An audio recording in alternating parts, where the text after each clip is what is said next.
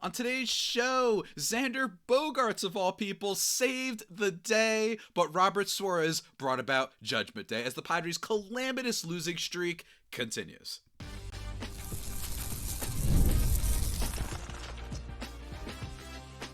You are Locked On Padres, your daily San Diego Padres podcast. Part of the Locked On Podcast Network, your team every day.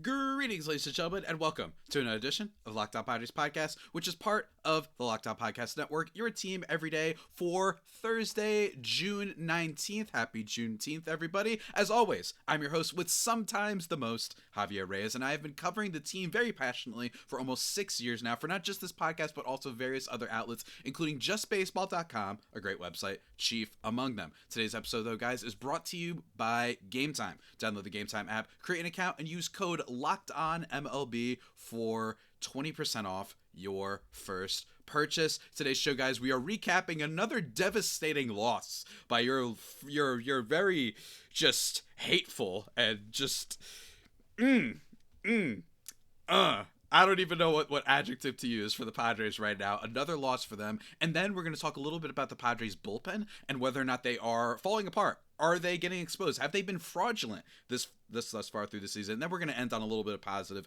giving some love to Jake Cronenworth and how he's been doing this season and why it is maybe the reason we should be helpful in some other things that are going poorly for the Padres. So, fun episode today, guys. Let's get into it. The Padres lose last night's game by a final score of 4-3. Emmett Sheehan, who most people could not name or say what he looks like before this game. Kind of like a young guy for the Dodgers who hasn't pitched since 2023. He completely ices up the Padres. 6 Ks in this one across 4 innings. He does give up 1 earned run in this one, and it is in the top of the second inning off an Elias Diaz single. Yeah, man, if the Padres aren't winning games when their catchers actually provide some offense, that's when you know the team's in a lot of trouble, right? But on our side, Mr. Stephen Kolek, the Kolek Kingdom, gets a pretty decent start. 6 1/3 in this one. He definitely goes the length, and I think that that's been the key with the Padres pitching staff lately, especially with Ryan Bergert, and especially with Randy Vasquez, who seems to be just a 4-inning guy. Right? And I think that is, I really do feel like Randy Vasquez's destiny is that he's just going to be a long inning reliever. I really do. And I think that they haven't done that yet because for some reason it's working starting wise. He's been okay, right? But anyway, Stephen Kolek, 6 1/3, like I said, 3 Ks, 1 walk, 3 earned runs on 6 hits though. But he did produce the ground balls that you need, right? That's just what he's going to do. I just think that his stuff is okay. I think it's okay. I'm not expecting anything amazing because it's also true, didn't generate a lot of whiffs last night and they still were hitting the ball into the ground, but hard, right? And he's not getting too many strikeouts, but at least unlike Randy, he isn't walking nearly more batters than he is striking out batters. So the Kolek Kingdom remains strong as ever. I think that he's a fine 5-starter. I think that him and Bergert have actually been really impressive for a lot of this stretch, considering that the Padres have had Dylan Cease not performing at all like he's supposed to. Every time I keep thinking it's going to turn around, he falls apart, right? So you haven't had that. Michael King is injured. Yu Darvish is injured. All those things coalescing. I think that if you told people before heading into the season, hey, Michael King's going to miss an extended period of time. Yu Darvish, they're lying. He's actually going to be out until much longer than what they claim he's going to be. And Dylan Cease is going to be really bad. A lot of fans would be like, we're doomed. But in fact, I think their starting pitching has been at the worst, just middle of the pack, especially with the Nick Pivetta, obviously, signing really did save them. But I think that a lot of people would, if I just told you those facts, they would be like, oh God, we're doomed. They haven't been doomed. Instead, it's been everything else at the worst time, right? The Padres do end up coming back into this one despite the fact that Kolek gave up 3 earned runs with a Jake Cronenworth sacrifice fly, who we're going to talk about in the third segment, and Xander Bogaerts, after ripping him. And oh boy, let me tell you, I ripped him and I talked about how awful it was, and Dodger fans, they flooded the comments, and I assume they're going to flood the comments of this one based on the end result of this game. And the Xander Bogaerts issue is still there. Right? And I get a lot of dumb comments about, well, the Padres started it, don't hit Ohtani. We don't care if we hit Tatis and Iglesias after that. Doesn't matter. You guys should accept that. Right? But in general, the Bogaerts feelings that I had yesterday were very true. Like, it's really rough to see a team like this miss on a contract like that. And he rips a double to tie the game at 3-3. And that double, in fact, was the hardest hit ball of the entire year for Xander Bogaerts, right? Right after I ripped him, right after the Dodger fans flooded my comments, all that sort of stuff. Hardest hit ball of Bogaerts' season. In fact, the second hardest hit ball was back on May 20th, and it was an out against the Blue Jays. And then before that, it was a double against the Steelers back on May 4th. And if you're curious, if we want to go back even further, his home run on, April 29th against the Giants was the fourth hardest hit ball of the season. 112.2 miles per hour, though. Like it was in the air. It was a big double. It was huge. I mean, this is like an easy way for me to follow up on what I said yesterday, but I do believe that Bogaerts, like, you should try to hope to salvage him. There's still something there, right? There's still good contact skills. He doesn't swing at bad pitches. He draws walks. I think it means something, right? And don't get me wrong, it was a little bit of a meatball pitch, but still, he's been seeing meatballs all year that he hasn't hit well. So nice moment for the Padres, but unfortunately, Jeremiah Estrada comes in, gives up the game-winning walk-off home run to Will Smith. A big everybody loves Will Smith, the Padres faithful. They love Will Smith. They don't have any beef with him whatsoever. Hits a home run, first batter. Awful, right? Robert Suarez to blow another game after blowing that game last week against whoever it was. I'm blanking on who we blew it against recently. And then the Angels blow up, right? Like, he has just been shaky in a lot of ways, and I am still worried about him. And this is why, heading into the season, I was worried about him. And about a month ago, I did an episode about things I was wrong about, and I said Robert Suarez, and it looks like it's starting to come to fruition with Robert Suarez, right? So, really unfortunate. Last thing before we get into the next segment is that I saw some people saying, like, someone messaged me, my good friend, my Australian homie, like, should they have sent Brandon Lockridge on that double to send him home? Then all of a sudden you have the lead and maybe things change and you get the W, or at least you go to extra innings in this case. Maybe. I will say that on another replay, it did look like Lockridge stumbled. I don't know. I don't know if he makes it home. I will say this is a good fielding team. Second baseman Tommy Edman, like, they have good infield. Like, it's possible they just get that, cutoff throw and they rip it at home. Lockridge does have speed, but I think it's a little bit more. It would have been close. I don't want to say it's a guarantee, and I'm not saying if you think he should have sent it home that you're wrong. I'm just saying I don't know if it was a guarantee as much as I think some people think. But what can you do? They lost anyway, guys. And we're going to talk about Robert Suarez, how I feel about him, and the Padres bullpen as a whole, and whether or not they are fraudulent. Because let me tell you, there's some proof both ways of that question. But we'll get to it in just a second, guys. But first, a word from our sponsors. And one of our sponsors today, it's a great one. It's one that's going to make you all very happy, let me tell you guys. Let's be real, coffee isn't just a drink, it's a ritual, a lifeline, the thing that gets you from half asleep to fully functioning. And if that's essential, why settle for anything less than amazing? And that's where Trade Coffee comes in. It is the #1 coffee destination in the U.S., delivering fresh, incredible coffee from over 50 of the country's top roasters. Whether you're a cold brew fan or a pour-over purist, they've got a roast that you'll love. It's great, guys. You can take their quiz, what kind you've had before, and they send you good stuff. They know what you're going to want, right? It's fantastic, guys. So go check it out. Right now, Trade is exclusively offering our customers 50% off your 1-month trial at drinktrade.com/lockedonmlb. That's trade, TRADE.com/lockedonmlb for 50% off your 1-month trial. Go check out drinktradecoffee.com/lockedon. It's great.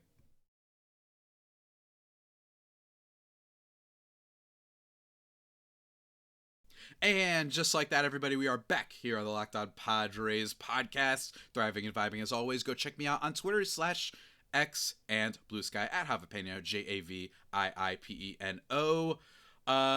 Let's talk about Robert Suarez of the bullpen. Robert Suarez now with a 3.48 ERA on the season. He has a low whip, right? He's not allowing a lot of hits or anything like that, but when he gets hit hard. 1.78 ERA against heading into a start against the Dodgers on June 9th. Then he gets absolutely bombarded by the D-backs. That's the team that it was, right? He did have that Angel start recently, but he's gotten blown up. This is 2 straight blown saves It wasn't a save technically against the Dodgers, but you guys get my point. Just disastrous moments for Robert Suarez. Yeah, let's get into it. Firstly, with Suarez. Yesterday was Estrada, today was Robert Suarez, right? And the sign, I think that it says a lot.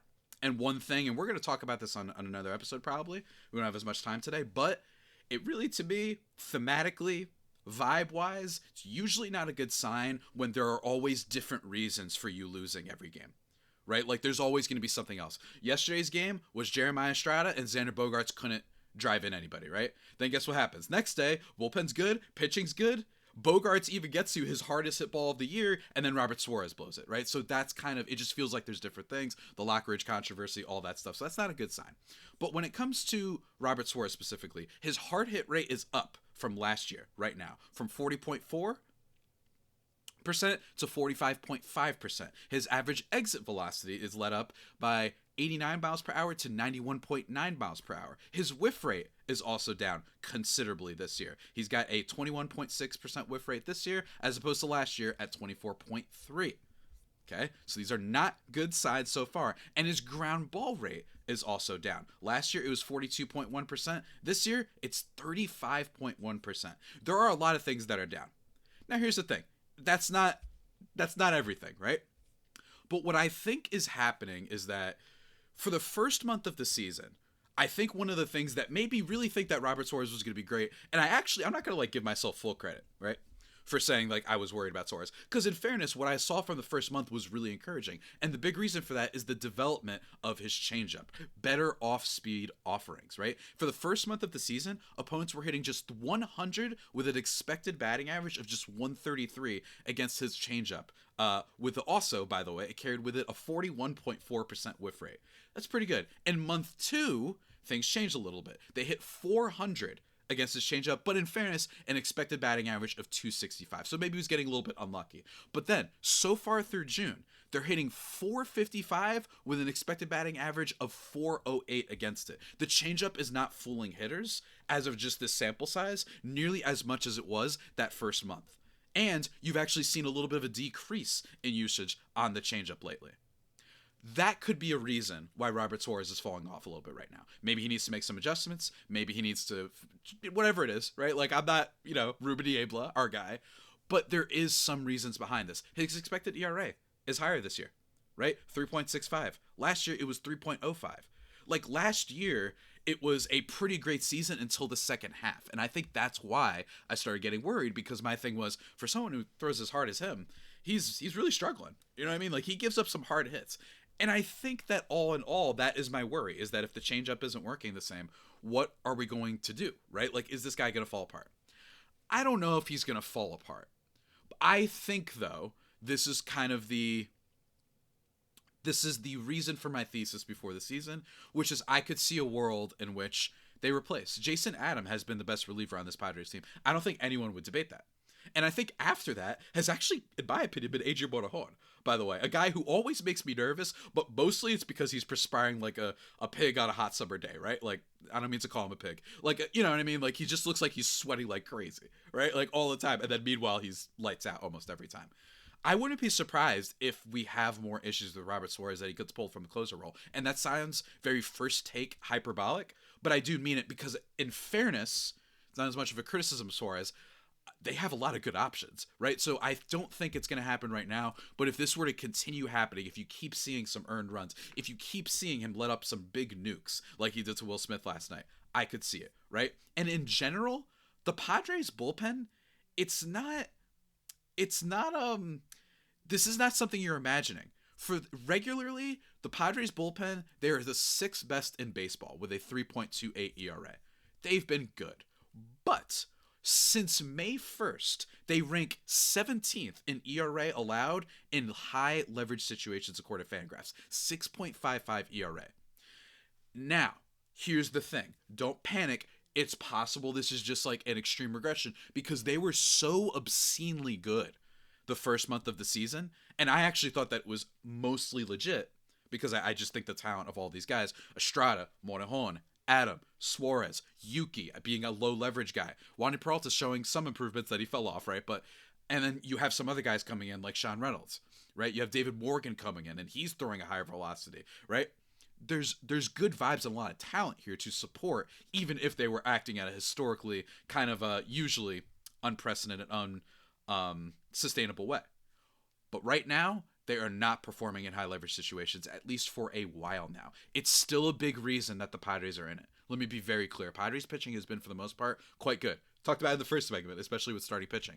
But you're not imagining it. And granted, the 6.55 ERA is probably bloated a bit because of the Estrada meltdown yesterday, or I should say 2 days ago, because of last night's meltdown by Suarez, the D-backs meltdown. So a couple of incidents have inflated the number, no doubt.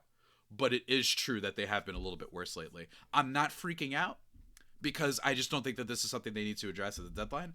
I just think that they were obscenely good 1 month, and now they're kind of regressing to the middle when it comes to performing crazy and high leverage, high clutch, scenarios. They don't have 9 Mariano Rivera's on this team. They don't have 9 Trevor Hoffmans on this team.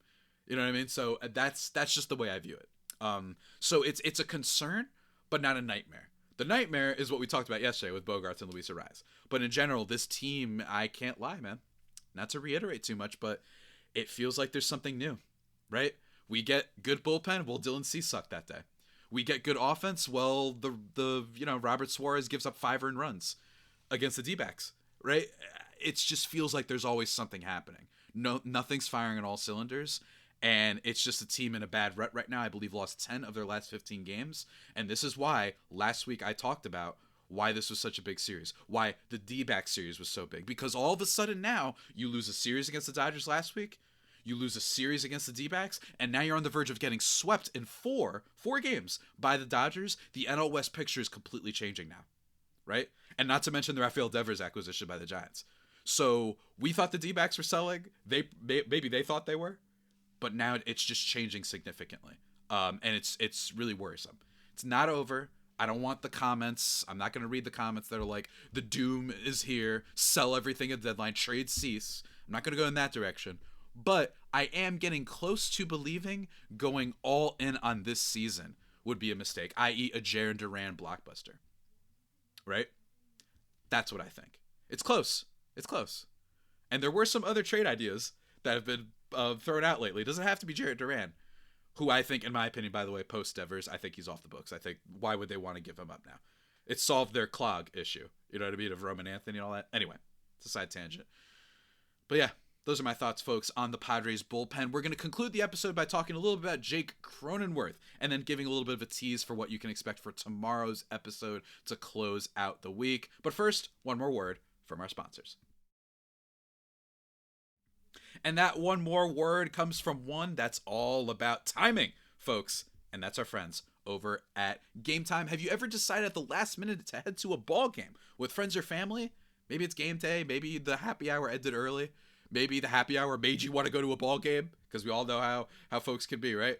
That's exactly where Game Time comes in. It's the easiest way to grab last-minute tickets without the stress. With the money you save on tickets, you can splurge on food, drinks, merch, or even invite a bigger group to come with you. Game Time makes it possible. Fast and simple. Prices on the app actually drop the closer you get to first pitch, and they've got all these last-minute deals, clear seat views from the app, and a lowest price guarantee that takes the worry out of buying. And also, it takes the guesswork out of buying. So go check it out with Game Time, guys. Download the Game Time app, create an account, and use LOCKEDONMLB as your code for $20 off your first purchase. Terms do apply. But again, create an account and redeem code LOCKEDONMLB for $20 off. Download the Game Time app today. Last minute tickets, lowest prices, guaranteed with Game Time.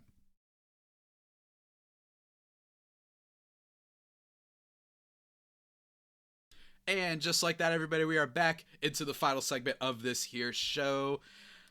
Remember, go check me out on Twitter/X and Blue Sky at Javipedio, JAVIIPENO. Vibes are not great, everybody, so we're going to do a little bit of a vibe. Let's call it a silver lining. We're going to give you guys some hope, at least just my opinion. And that's about Jake Cronenworth, a player we haven't talked about a lot this year. And for what it's worth, by the way, guys, I hope you're enjoying the segment layout of the show ever since we've been rehauling it and not just doing a game cap for 3 segments. Game recap, I should say. Jake Cronenworth. So far this year, he has been quietly a really solid player over at second base. He's slashing .239 with a .360 on base, which is his greatest strength, and a .394 slugging percentage that's good for a .120 WRC+. Now, there are some numbers, right? There are some numbers that aren't great for him. He still just has 5 home runs, right? But that's kind of what was expected. And I think that with Jake Cronenworth, what I love so much about him is that he's just been solid, right? Last year, 105 WRC+ in 155 games. So far, he's got a 120. That's pretty good, right? And I think that, you know, he's had a little bit of a weird shake of things. He's had a couple like injuries and whatnot that he had to deal with. But overall, his walk rate is what's so exceptional. Last year it was 9.3%. He's always had a good walk rate. But this year it's at 14.7%. He's just becoming a guy who knows how to just put together a good at bat, frankly. He's a guy that, because of the speed, it doesn't make sense. He's not the fastest player in the world. It doesn't make sense to put him leadoff. But that's the kind of hitter he's becoming, right? And actually, I don't know, actually. At least by Baseball Savant, in terms of sprint speed, he's in the 76th percentile. Maybe they should consider it. He's not the best base runner, but he does have some speed. I don't know. I'm just wondering, like, should Jake Cronenworth be the leadoff hitter for this team? Sound off in the comments. I'm actually wondering, like, just because of the speed and his walk rate, whether they should do that. But anyway, he's just been a solid hitter this year. One of the things that's changed, I think, this year is and it's not working amazingly, but he's not hitting the ball on the ground that much. 43.6% ground ball rate last year, 39.5% this year, and he's pulling the ball into the air more, which usually equates to more power. So, especially depending on the ballpark, maybe if we could just play the Yankees all the time, right?